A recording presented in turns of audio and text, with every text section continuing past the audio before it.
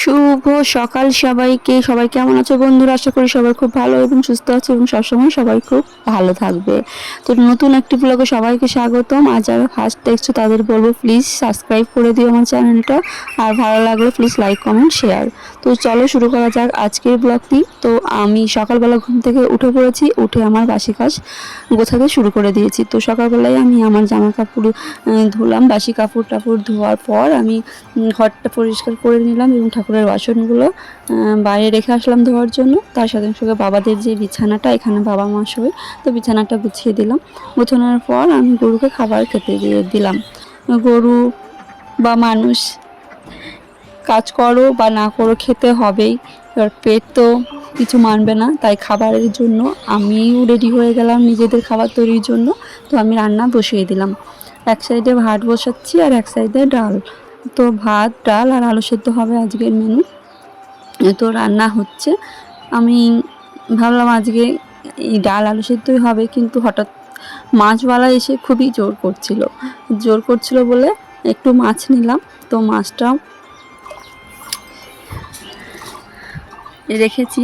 তো আমি এক সাইডে ভাত বসিয়ে দিলাম আর এক সাইডে ডাল হচ্ছে। আমি চালটা ধুয়ে দিয়ে দিলাম। তো গরুকে আবার খেতে দিয়ে দিচ্ছি, কারণ এই যে খাবারের যে বস্তাটা রয়েছে গরুর বিচুলি কুচানো, এই বিচুলিটা যদি শেষ না হয় দিনে, তাতে কথা শুনতে হয়। বাবা বলে সারাদিন গরুর পেট ভরেনি, এই ভরেনি বলে। তো বাড়িতে যদি থাকা হয় তো গরুকে খেতে দিতে হবে বারবার, তা না হলে দুধ দেবে না। গাই গরু খাবার তো লাগবেই। তো গরুর খাবার দিচ্ছি এবং আমাদেরও খাবার তৈরি করছি। তো আমাদের রান্না হয়ে গেলে গরুর খাবার বসাবো। তো আমার ভাত হয়ে গেছে, এক সাইডে গরুর খাবার হচ্ছে, আর আমি এই যে আলুটা মেখে নিলাম। আর এই তরকারিও হয়ে গেছে আমার, মাছের ঝোল। আর বাবাদের আমি চা দিলাম। চা খেতে খেতে আমিও চা খেলাম। তারপরে রান্না কমপ্লিট পুরো। তো রান্না কমপ্লিট করে উঠোন ঝাড় দিয়ে আমি খেতে বসে গেলাম। এই করতে করতে আজকে দিনটা শেষের দিকে। তো সন্ধে হয়ে গেল, বিয়ে বাড়ি যাওয়ার জন্য রওনা হয়ে গেলাম। আমার ননদের বিয়ে, তার আজকে বউ ভাতের অনুষ্ঠান। তো আমরা চলে এসেছি সেজেগুজে বউ ভাতের অনুষ্ঠানে। আমরা পৌঁছে গেছি বিয়ে বাড়িতে। দেখতে পাচ্ছ, বিয়ে বাড়িতে মানেই ফটো তোলা, খাওয়া দাওয়া, নাচা গানা। তো ফটো তুললাম, অনেক আনন্দ করলাম।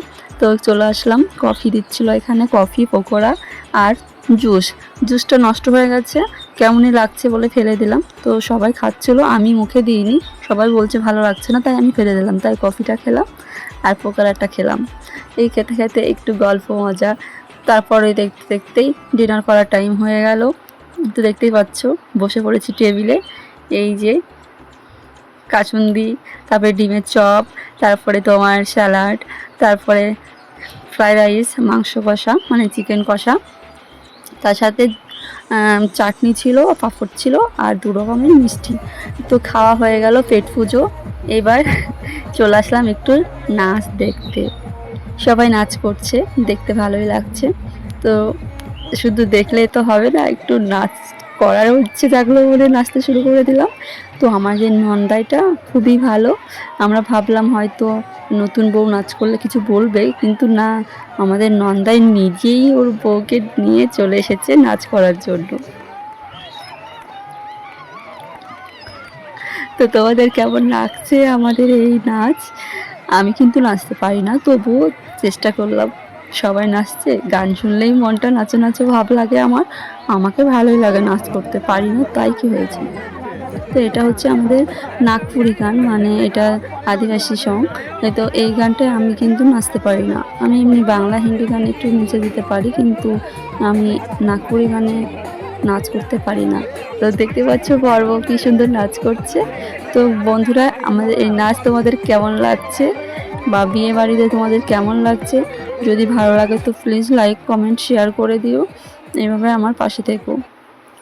তো নাচ শেষ করতে করতেই আমাদের সময়ও শেষ। এবার বিদায়ের পালা, সবাই বাড়ির পথে রওনা দিচ্ছে। দেখতে পাচ্ছ কোণে আগে আগে, বর পিছে পিছে। আর এই যে হলুদ, এটা হচ্ছে হলুদ গুলিয়ে না হাতে হাতে সবার দিচ্ছে। কি কারণে দিচ্ছে সেটা কিন্তু জানি না, হয়তো কোনো কারণ আছে। আমরা উঠে পড়লাম গাড়িতে। তো দেখতেই পাচ্ছ আজকের মতো আমার ব্লগটি এখানেই শেষ করছি। তো ততক্ষণে তোমরা সবাই সুস্থ এবং ভালো থেকো। টাটা, বাই, দেখা হবে কালকে অন্য কোনো ব্লগে।